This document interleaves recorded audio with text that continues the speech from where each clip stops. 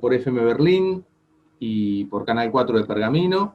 La semana pasada llegó finalmente la decisión del gobierno de tomar algunas medidas para tratar de generar el ingreso de dólares que tanto faltan, y hubo algunas medidas dirigidas al sector agropecuario. Para analizarlas, vamos a charlar con Matías Longoni, reconocido periodista y una persona súper informada en el tema. Matías, ¿cómo estás? Buenas tardes. Hola, ¿qué tal? ¿Cómo vas? Bueno, bien, perfecto. ¿Cuál es tu primera lectura que haces del anuncio del gobierno de la semana pasada? Es demasiado pretencioso llamarle Uh -huh. medidas. En realidad me parece que, por lo menos en lo que corresponde al sector agropecuario, no hay mucho, salvo un intento desesperado y mal pergreñado por tratar de convencer a los que tienen algo de soja todavía en su poder, y no es mucha la que queda. Digo, si se cosecharon 50 millones y quedan 16, queda menos del 30% en poder de los productores, pero bueno, en todo caso hay un intento de convencerlos de que anticipen sus ventas sin corregir los temas de fondo, ¿no? El doblamiento cambiario, que esa soja, digamos, vale en dólares y si vos la cambiás en pesos perdés un montón de plata, porque existen distintos tipos de cambio, por el impacto de las retenciones. Entonces yo no diría que no hay un paquete de medidas, en principio no lo veo. Uh -huh. Paquete de medidas hubiera sido realmente ponerse a discutir sobre la estructura tributaria del sector, como hicieron con la minería, a la cual le bajaron de 12 a 8% las retenciones, o como hicieron con la industria, a los cuales en algunas posiciones más industrializadas, más elaboradas, directamente les eliminan las retenciones. Esto hubiera sido un gesto. Acá lo que hay es una baja puntual de retenciones que dura solamente en octubre, Uh -huh. de 3 puntos, digamos, para tratar de seducir a los chacareros de que suelten las hojas que les queda, que como ya dije es muy poca. Más allá de alguna negociación, en todo caso, si algo sobrevive a esta baja puntual es una baja de retenciones de 2 puntos, sí, pero no para los productores, sino para la industria sojera, que son 10 empresas grandes que tienen sus puertos, sus plantas aceiteras, y que venían, digamos, pregando por tener este beneficio, digamos, una retención menor Uh -huh. para los productos derivados de la soja, que bueno, ahí el gobierno evidentemente concedió algo, pero digo, muy modesto como para hablar de anuncios para el sector. ¿Y No cómo, me cuál ha parece que sido haya habido... que se hayan arriesgado algo así, que evidentemente no va a generar el rédito esperado, sin haber charlado, sin haber sondeado, si la verdad podía tener un resultado positivo la medida o la decisión? A ver, digo, este gobierno está improvisando en muchos aspectos, en materia de política agropecuaria, claramente más que en otros rubros. No es que no lo hayan charlado, no charlaron con todo el sector, charlaron, y mucho menos con los productores, charlaron con la industria aceitera. Y esta es una recurrencia de la historia, no tiene por qué sorprendernos. A ver, cuando Prat Gay en 2015 tenía que salir del cepo cambiario de aquel momento, llamó a las cerealeras y acordó un anticipo de liquidación de divisas. Cada vez que el Estado tiene problemas de caja en el Banco Central, da vuelta y atrás recurre a las cerealeras, y por supuesto las cerealeras siempre están ávidas a este tipo de negociaciones. Te adelanto unos millones de dólares, y bueno, y en todo caso consigo algún beneficio. Uh -huh. Esto es lo que sucedió. ¿Por qué la llaman paquete agropecuario? Bueno, me parece que tiene que ver con hablarle más a su propia tribuna, tratar de mostrarse activos, pero honestamente no, yo rasco y no veo ningún paquete agropecuario. Uh -huh. Veo una medida de urgencia para conseguir divisas, sino mucho más. Y la promesa, porque esto sí lo dijo el ministro Guzmán cuando hizo estos anuncios, la promesa de que el 14 de octubre va a haber una reunión, sí, con el Consejo Agroindustrial Argentino para ver si se puede discutir algo más a fondo de la estructura productiva impositiva del sector. Por ahora es una promesa, hay un plan presentado por este Consejo Agroindustrial. Este Consejo Agroindustrial es una gran entente formada por más de 50 entidades. Han presentado un plan que es ambicioso en términos de cambiar el chip, básicamente. O sea, lo que le plantean al Estado es que si le sacan un poco el pie de encima al agro, el agro podría responder con dólares genuinos en el mediano plazo. Uh -huh.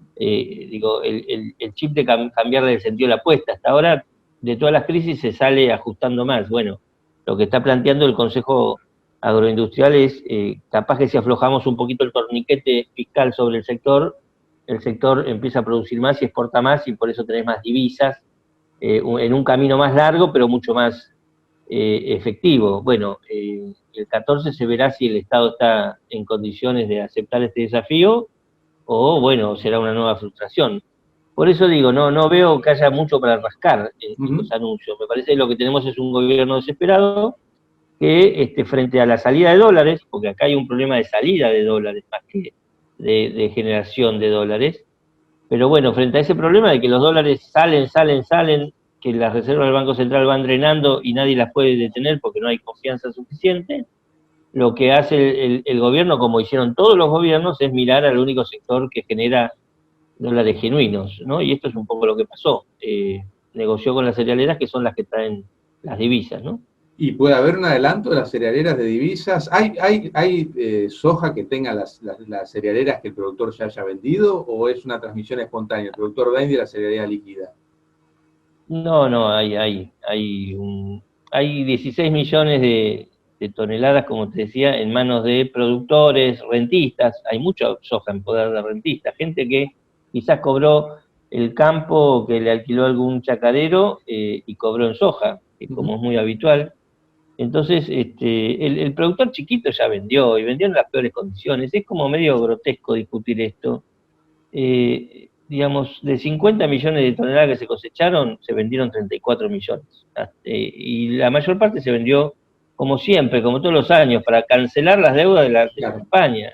Y esto fue en junio, cuando la soja costaba mucho menos que ahora. Después la soja subió un poco, y entre que la soja subió y que el peso se está devaluando de modo acelerado, digamos, que no vale, y además con la persistencia de las retenciones, vos tenés que si vendés $1 sojero te dan 50 pesos, o sea, con eso podés recuperar solamente 50 pesos, la verdad que nadie tiene demasiado atractivo para vender.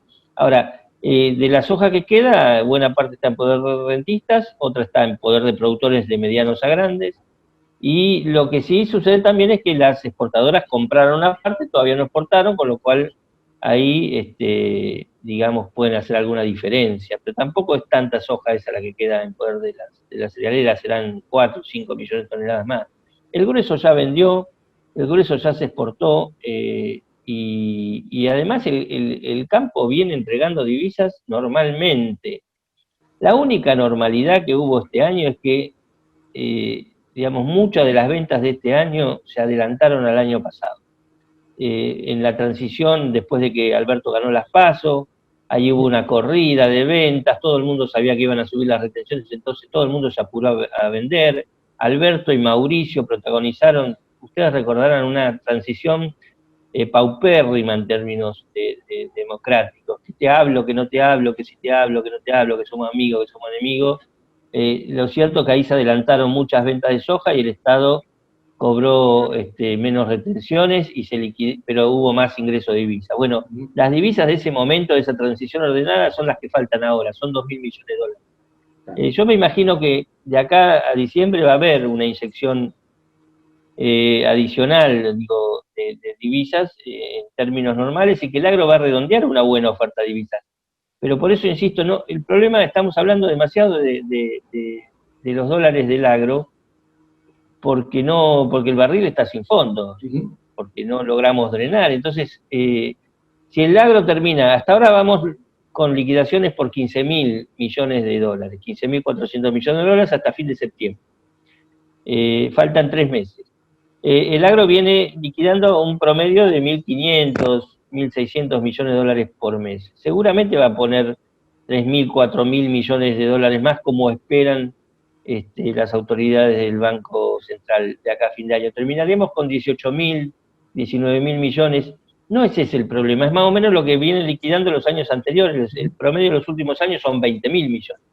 El problema es que esos 20.000 millones no alcanzan en este contexto donde nadie cree en el peso para detener, digamos, la fuga hacia el dólar, ¿no? Correcto. Cualquiera que tiene un poco de pesos va hacia el dólar. Los mecanismos de salida de dólares a gran escala siguen activos y vigentes, por más restricciones que ponga el Banco Central, digo, no hay modo de tener esa sangría, y bueno, y el agro está haciendo su esfuerzo, que es más o menos el normal.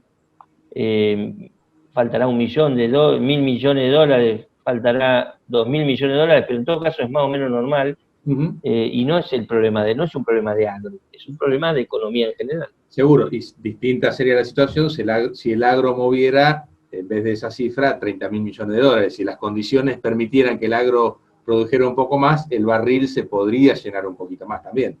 Bueno, es que sí, es que esa es la apuesta del Consejo Agroindustrial, y eso es lo que tendría que contestar el Estado el 14, si está dispuesto a realmente discutir política agropecuaria, ¿no? Hasta ahora lo que ha discutido es un parche para su propio problema.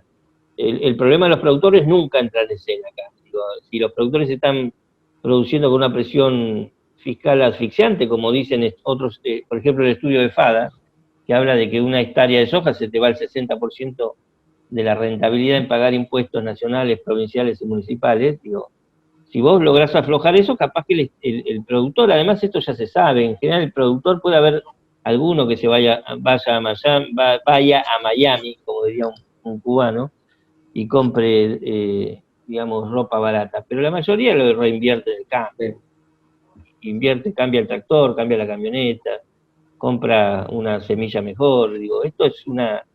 Entonces, bueno, está la oferta del agro. Si en algún momento discutiéramos política agropecuaria en función de los intereses de los productores y no en función de los intereses del Banco Central, bueno, capaz que la lógica podría cambiar y podría crecer. El estudio dice que la Argentina puede exportar bastante más. Y la sensación mía es que la verdad que el agro está estancado hace rato. Parece mentira, pero hace 5 o 6 años producíamos 60 millones de toneladas de soja. Ahora estamos produciendo 50. Claro. Hace 20 años estamos estancados, más o menos la misma producción de carne. Son pocos los sectores agropecuarios que están creciendo realmente. Y hay muchos otros que involucionan. Hay ahí una posibilidad de crecer, sin duda. Lo que pasa es que hay que mandar señales y sostenerlas en el tiempo. ¿Y está planteado en números la propuesta del Consejo ya sobre qué se debería hacer? Sí, igual a mí no me gusta repetirlo porque bueno, esas son cosas que se dicen y después nunca nadie verifica, ¿no? Ellos hablan de que se puede lograr exportaciones por $100.000.000.000 en un plazo de 10 años.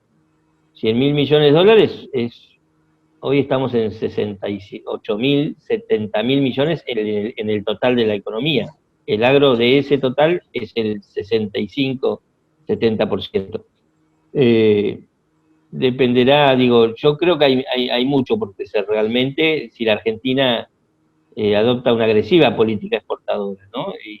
Pero para tener una agresiva política exportadora vos necesitas estabilidad en las reglas de juego. Me parece que lo que más necesita el productor son señales claras, y por eso lo que está planteando el Consejo Agroindustrial no es malo en términos de definir un horizonte por ley, como hacen en otros países, digamos, establecer las reglas de juego por ley, cosa que no pueda venir ningún político cualunque a cambiártelas de la noche a la mañana, digamos, y que esto dure, que haya medidas de estímulo a 5 años y otras a 10 años. Claro. Bueno, en ese sentido, capaz que es muy posible. La Argentina ciertamente está muy estancada. La cosecha ha crecido, pero podría crecer mucho más. Hay buena parte de esa cosecha se puede transformar en carnes, en pollo, en cerdo. Está el proyecto con los chinos, digo. Condiciones para crecer hay, lo que faltan son reglas de juego. Bien. ¿Qué pasó con las compensaciones? Un gran verso. Bueno, ese fue el segundo anuncio, el segundo no anuncio, porque en realidad las compensaciones a los pequeños productores, en Pergamino hay mucha gente que merecería cobrar y que es chiquita, digo, que ha producido hasta 1.000 toneladas de soja. Desde marzo que el ministro Luis Basterra viene prometiendo que ya las va a pagar. A mí me dijo en julio las pago, después decían agosto, después decían septiembre. Terminó en septiembre y lo que sucedió el 1 de octubre es que en vez de pagarlas, cambiaron las reglas de juego. Ahora dicen que las van a pagar, pero con otras reglas, que nadie conoce mucho. Entonces la verdad que uno siente que es una tomada de pelo. Los productores tienen todo el derecho de sentir que es una tomada de pelo. El anuncio concreto del Estado fue que aparecieron 11.000 millones, que va a haber 11.000 millones de pesos que son más o menos 140 millones de dólares al tipo de cambio oficial. Está bien, bienvenido, a algunos productores le va a venir bien, pero la verdad que lo que hicieron es patear el compromiso previo y decir, bueno, de acá a diciembre las pagamos, con lo cual vamos a volver a contar los días. Esperemos que sí. El productor está sembrando estos días, la precisa ahora por ahí esa compensación. Seguro que la necesitaba ahora, por eso es una tomada de pelo, por eso es una tomada de pelo. Y incluso la ley dice que tienen que devolver 3 puntos que subieron de retenciones a la soja, y no están haciendo eso. De esos 3 puntos que subieron en marzo, de 30 a 33, están distribuyendo, en todo caso, compensando a los pequeños productores con 1 punto, el equivalente a 1 punto, esos 11.000 millones es el equivalente a 1 punto, y los otros 2 puntos se lo están dando las multinacionales ojeras, en diferencial de retenciones. Entonces, digo, digamos que una cosa no es tan Nacampop eso como se preanuncia. No, el relato nunca descansa, nunca descansa. Es muy triste porque está jugando con gente que está sembrando en estos días, que quedó descapitalizada, que hay una sequía en ciernes, está jugando con la gente, y esto, bueno, solamente por sostener un relato. Sí, y la frutilla del postre, lo que mencionabas vos, estamos con condiciones. Acá justo en Pergamino llovió la semana pasada, provincia de Buenos Aires está bastante bien, pero si te vas subiendo al norte, salís del sur de Santa Fe y sur de Córdoba, la situación es muy, muy complicada. Climáticamente. Es complicadísima, se está quemando todo, además. Esta es una percepción que en general estamos hablando de los incendios cuando afectan a Rosario por el humo, o cuando afectan la Sierra de Córdoba, pero se está quemando todo. Donde hay pastizal natural está ardiendo tarde o temprano. Chaco y Formosa, Corrientes, hay escenas dantescas, con mucha menos prensa, y quizás no afectando tanto el negocio agrícola, pero afectando el negocio ganadero de modo determinante. La verdad que sí, ahí el Estado siempre brilla por su ausencia. Esto no le vamos a echar la culpa tampoco a este gobierno. En general es una constante que la Argentina no tiene una política para contener a sus productores. Yo te diría que los factores climáticos son el principal motivo de la caída de productores en este país. Digo, está bien la economía, por supuesto, la presión fiscal es asfixiante. Digo, hay un montón de condimentos. Ahora, si hay algo que acelera el proceso de concentración del sector agropecuario, es que el Estado es un gran ausente cuando tiene que ayudar y socorrer a los productores agropecuarios que padecen una inundación, una sequía, una nevada.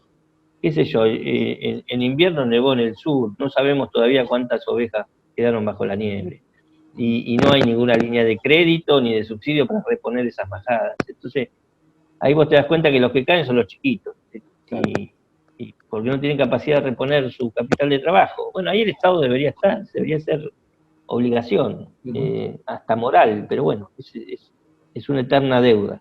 Correcto. Bárbaro, Matías, como siempre, un placer enorme, muchísimas gracias por el contacto, nos estamos viendo y bueno, sos un profundo conocedor del tema agrícola y me gusta el tema de campo, así que seguramente en un futuro cercano te estaremos molestando una vez más. Cuando quieran, ha sido un placer para mí. Gracias, un abrazo.